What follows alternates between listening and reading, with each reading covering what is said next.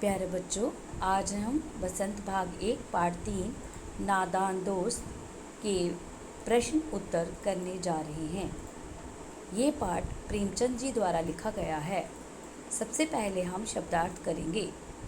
Cornish, दीवार के ऊपर का आगे बढ़ा हुआ भाग। फुर्सत, खाली समय। तसल्ली, सांत्वना।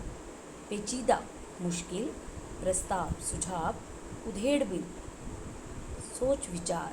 सुराग, छेद। हिकमत, उपाय। हिफाजत, रक्षा। दबी आवाज़ से, धीरे से।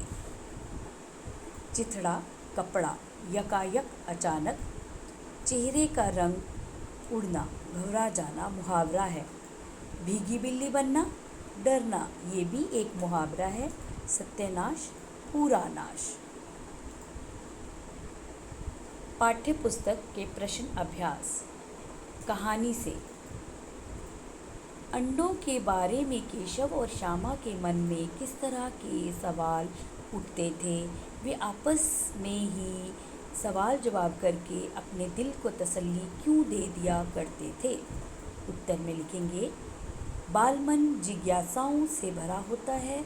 उन्होंने पहले कभी अंडे नहीं देखे थे। उनके घर वालों ने भी उनको अंडों के बारे में कोई जानकारी नहीं दी थी। उनको पता नहीं था कि अंडों का आकार कितना बड़ा होता है, अंडे किस रंग के होते हैं, उनमें बच्चे कैसे पैदा होते हैं, वे क्या खाते हैं, उनका घोंसला कैसा होता है। बच्चों के मन में इस तरह के सवाल स्वाभाविक ही थे। केशव ने श्यामा से चिथड़े, टोकरी, दाना पानी मंगाकर कार्निस पर क्यों रखे थे?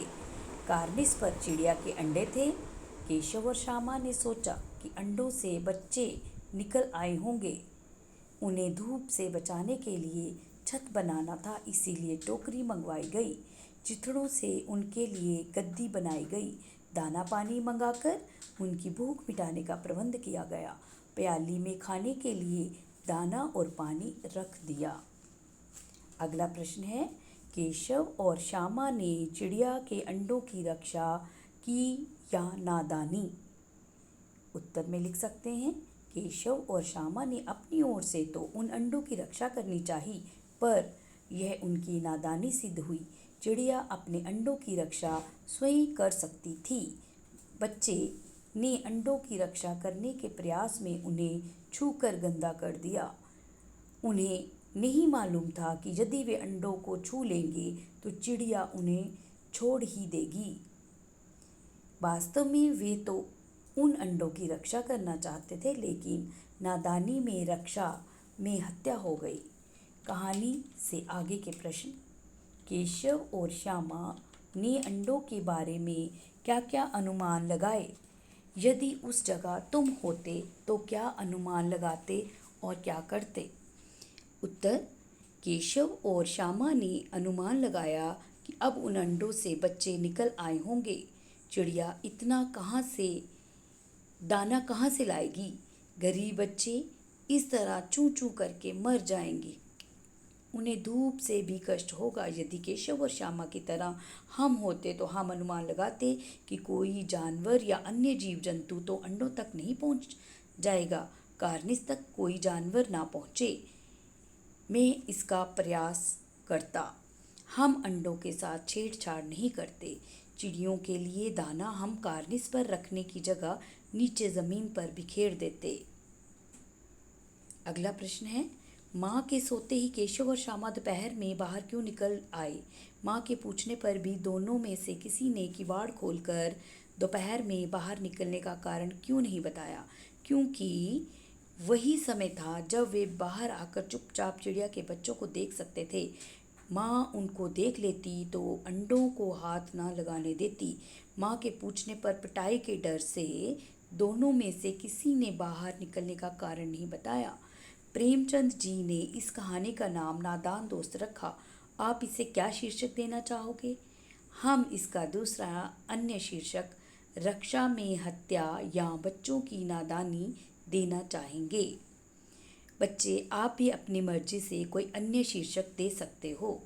अनुमान और कल्पना के प्रश्नोत्तर।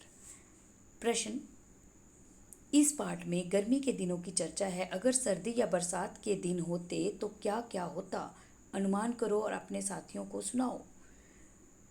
अगर सर्दी के दिन होते तो केशव और श्यामा अंडों को ठंड से बचाने की व्यवस्था करते। उनकी माँ उन्हें इतनी सर्दी में बाहर निकलने के लिए डांटती।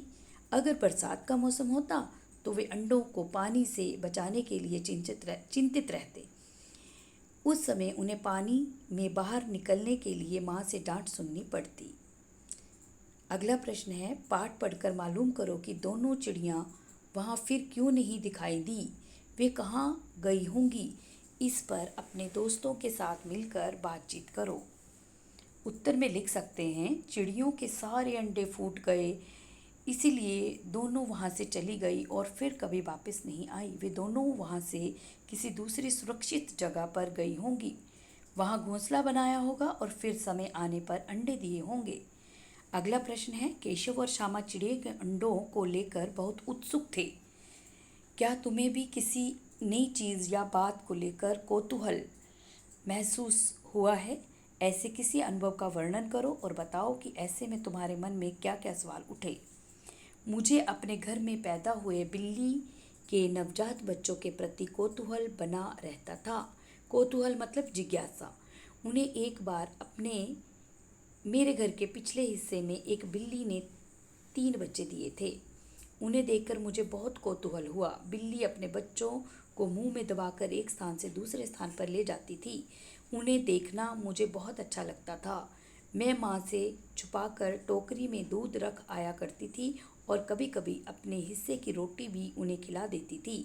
मेरे मन में अक्सर यह सवाल उठता था कि बिल्ली अपने बच्चों को मुंह में दबाती है तो क्या उन्हें दर्द होता है? इसी के साथ हमारा ये पाठ समाप्त हुआ। धन्यवाद बच्चों।